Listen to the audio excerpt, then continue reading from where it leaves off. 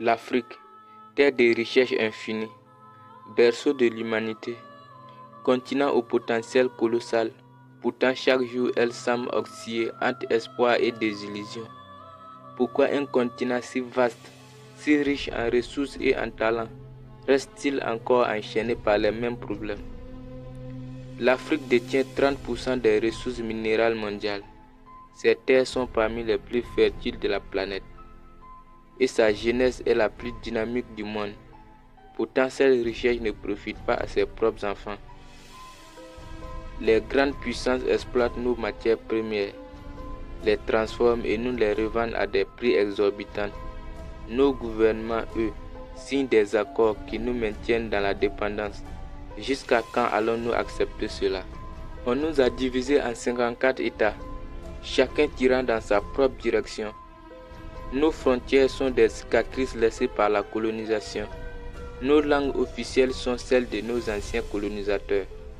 Comment pouvons-nous avancer si nous sommes divisés, si nous ne parlons même pas une langue commune entre nous? Et que dire des médias? On nous a montré une Afrique de misère, une Afrique de guerre, une Afrique de maladies, mais on ne parle jamais de nos avancées, de nos réussites, de notre résilience. Le monde ne nous racontera jamais notre propre histoire, c'est à nous de l'écrire.